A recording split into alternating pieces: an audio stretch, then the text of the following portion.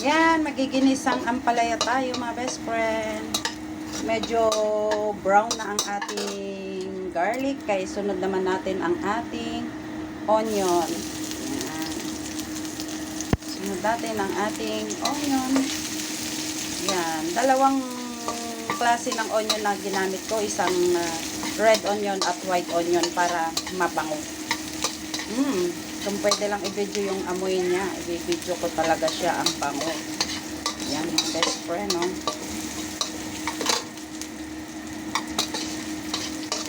Ayan. At bago natin ilagay yung ating kamatis, lalagay muna natin yung ating dried shrimp.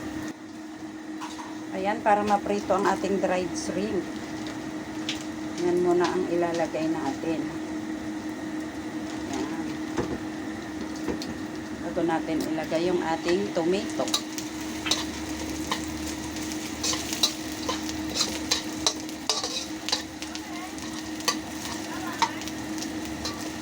Iprituhin muna natin yung hipong palipad. Ayan. Palipad, hipong palipad. Para masarap.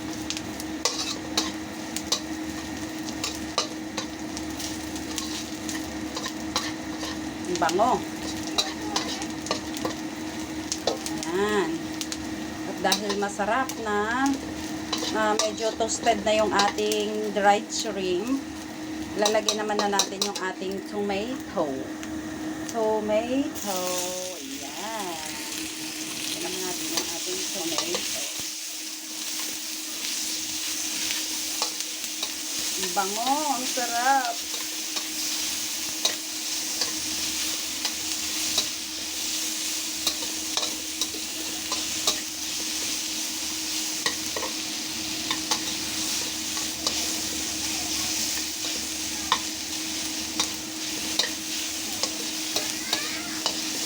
Ayan, luto na ang ating tomato. Ilagay naman na natin ang ating hiniwang ampalaya. Lagay na natin ang ating bitter gourd. Ayan. Ayan. At saka lagyan natin siya ng salt.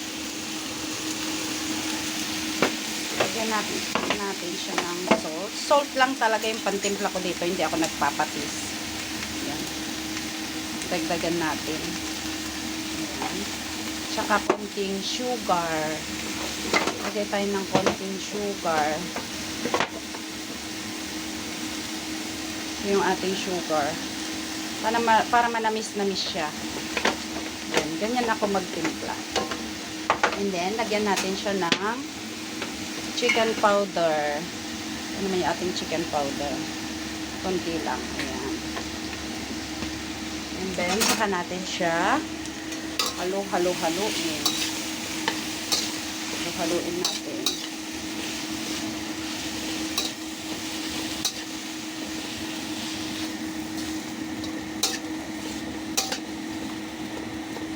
Ayan.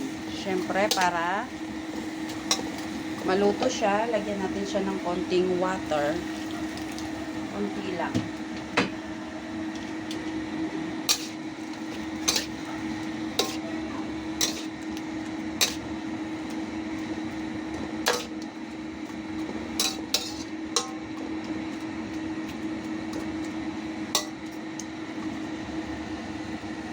At takpan natin siya saglit. Yan ang egg na ating ilalagay sa ating ginisang ampalaya. I-open na natin ang takip. Tingnan na natin kung luto ng ating ampalaya. Ayan.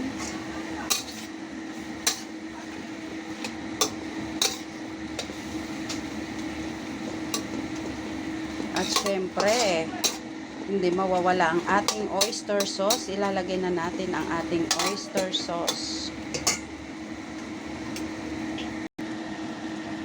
Ito ang ating oyster sauce. Yan, lalagay natin.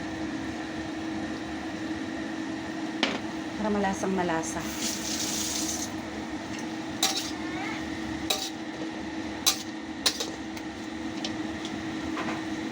malasap. Ang sarap ng ating ginisang ampalaya.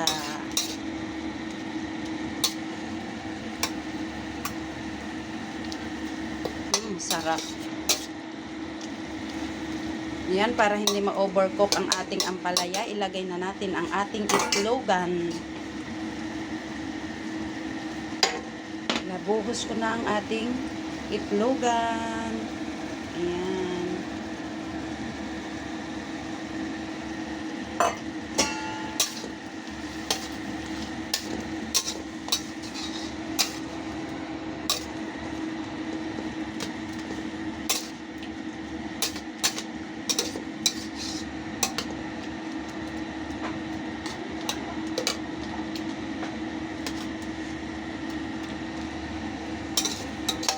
Sarap. Patuyuin natin ng kaunti.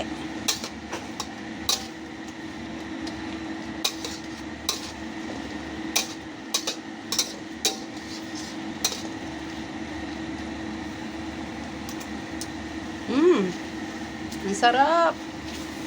Ang linamnam. Sarap talaga pag nilalagyan ng oyster sauce.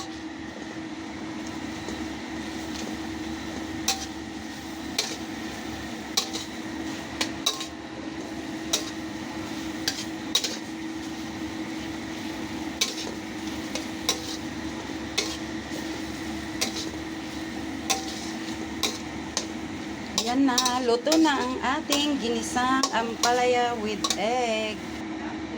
Oh, grandma.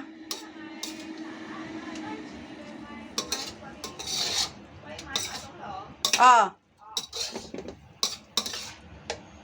Ayan na mga best friend, isasalin na natin ang ating ginisang ampalaya sa ating Hello Kitty plate. Hello Kitty plate. Sa plate pa lang. Sulit na ang sarap ng ating ulam.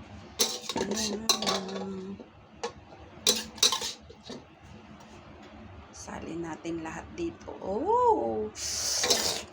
Sarap. Grabe.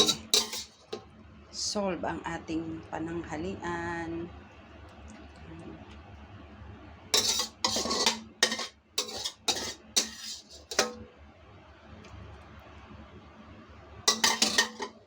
Ayan na nga ang ating ginisang ampalaya with oyster sauce and egg. Sarap.